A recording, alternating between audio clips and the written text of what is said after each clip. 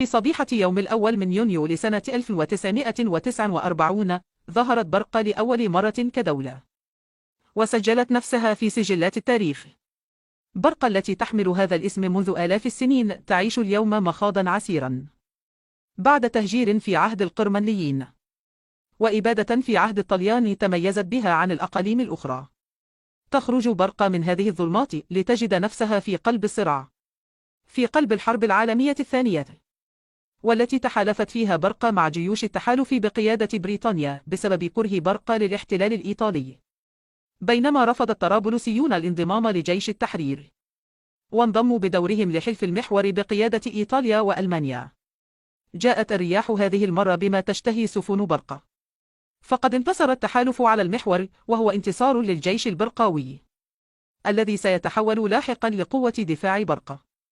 بعد انتهاء الحرب حصلت برقة على استقلالها المبدئي، الاستقلال الذي وعدت به من حلفائها، وبالتحديد في شهر يونيو من العام 1949 أعلنت برقة استقلالها تحت مسمى إمارة برقة بقيادة الأمير إدريس السنوسي، وأسست جيشها الذي كان نواته جيش التحرير، وكان لها دستورها وبرلمانها ونشيدها الوطني.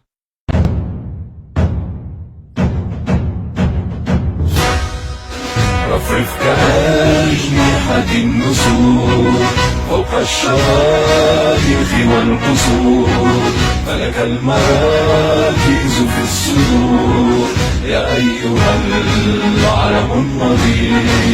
يحيى الأمير يحيى الأمير. رفرف فأنت شعارنا وإلى الأمان منارنا، بك علقت أبصارنا وإليك بالفخر نشير. يحيى الأمير يحيى الأمير.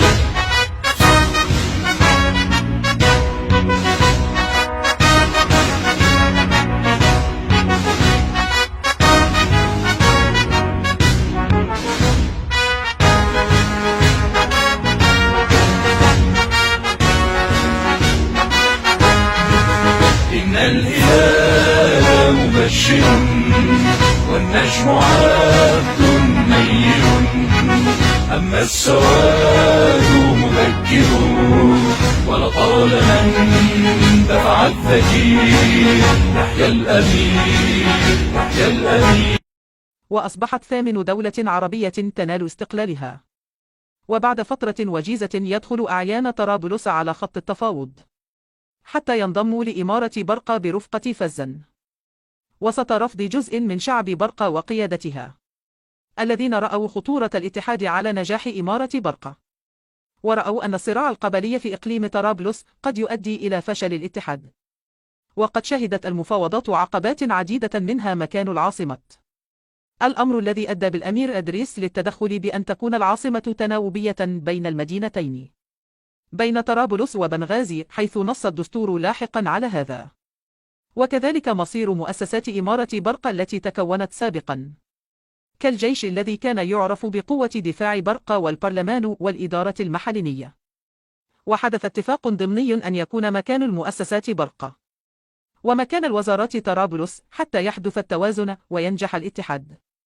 واستمر هذا الأمر حتى العام 1963، حيث تآمرت شركات النفط الأمريكية مع أعوانها في الحكومة الاتحادية لإسقاط النظام الفيدرالي تحت ذريعة الوحدة، لتتخلص الشركات الأمريكية من دفع الأتوات والضرائب مرتين، مرة لحكومة الولاية ومرة للحكومة الاتحادية، وليتخلص إقليمي طرابلس وفزن من قانون تقاسم عوائد النفط الذي يعطي نسبة من عوائد البترول للإقليم المنتج قبل إحالة العوائد للحكومة الاتحادية، والذي كان يحصل عليه إقليم برقة آنذاك. ونجحوا في إزاحة النظام الاتحادي وفرضوا نظام المحافظات المركزية الذي كان سببا رئيسيا في حدوث انقلاب عسكري لاحقا. واستمر الوضع حتى عام 1969، حيث انقلبت مجموعة من الضباط الصغار على الحكم الملكي، ولاقى الانقلاب ترحيبا من بقايا جمعية عمر المختار الوحدوية التي كانت ترفض النظام الفيدرالي وإمارة برقة، وألغوا الدستور الذي كان ينص على حقوق برقة في الاتحاد. وجعلوا من طرابلس عاصمة وحيدة تتناوب معها سرت بدلا عن بنغازي. وفي عام 1972 كانت الضربة الأخيرة لبرقة وهي نقل المؤسسات لطرابلس، وذلك بإصدار مناشير رسمية من ضباط الانقلاب الذين كانوا وزراء في الحكومة العسكرية. نقلوا بموجبها المصرف المركزي ومؤسسة النفط وقيادة الجيش والكلية الحربية، وكذلك شركة الخطوط الملكية وشركة الكهرباء ومجلس النواب. تم نقلها جميعا إلى مدينة طرابلس بقوة التهديد والوعيد، ونقلوا أيضا الخبرات القائمة عليها من موظفين وقيادة، واشترطوا عليهم تعليم الموظفين في طرابلس كيفية إدارة هذه المؤسسات، وهذا بالفعل ما حدث. وخيروهم بعد إكمال وظيفتهم بين الاستمرار أو العودة لبرقة. وبدأت المرحلة الثانية وهي تغيير ديموغرافية الجيش وعقيدته. فقد أحيا معمر القذافي تحالف قبلي قديم، وقد حول الجيش المدرب النظامي إلى جحافل قبلية. خير أخو الجد، بارك الله فيك أخو الجد. وهذا ما أقر به عبد السلام أجلود نائب القذافي ورفيقه. أولا هو معلوماتهم صحيحة. أولا طب صح، الدائرة بعد القذافة فهم ورفلة. يعني الفرقة، يعني الدرجة الأولى القذافة، الدرجة الثانية معروف علاقة ورفلة، الدرجة الثانية المقارحة. طبعا هو لمعلومتك أن الحقيقة هذه لما قامت الثورة وبنبنوا جيش وبنكبروش والجيش بيكبر، هو معمر اخترع على الضباط الأحرار والأعضاء اجتمعنا كلنا وقال الجيش بيكبر وتوه في ناس قوى سياسية بتدفع بعض بالطعام، بيدفعوا بالطلبة. لازم كل الأعضاء والضباط يشجعوا أقاربهم باش يمشوا للجيش. أنا رفضت، أنا الوحيد اللي رفضت. شو كان رأيك؟ شو كان رأيك؟ رأيي أن هذه عملية خطيرة، يعني لازم يكون مفتوح لكل كل الناس. ولد سيدي، الله أكبر الله أكبر الله أكبر الله أكبر على شاوس، على نادر الترهوني، الله أكبر ولد سيدي. نادت خوتك الوليدين المقاتلين لشاوس. عافية خوت الجد، الله أكبر الله أكبر. واستمر هذا الحكم الفوضوي القبلي لأكثر من 40 عاما، ساد فيها الفساد والتخلف والجهل والشعارات الفارغة والسجن والإعدامات.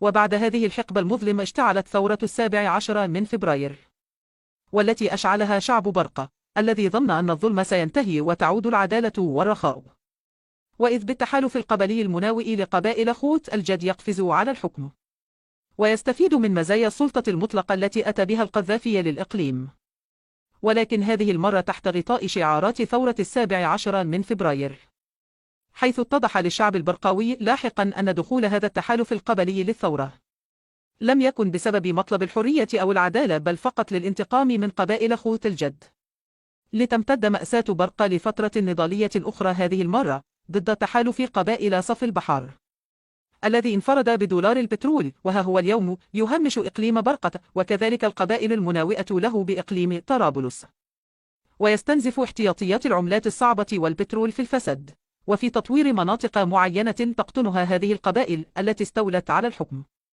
وفي النهاية ستستمر ثورات برقة التي امتدت على مدى فترات طويلة، ابتداء من حكم القرمليين إلى حكم الطليان إلى حكم تحالف خوت الجد، واليوم إلى تحالف قبائل صف البحر.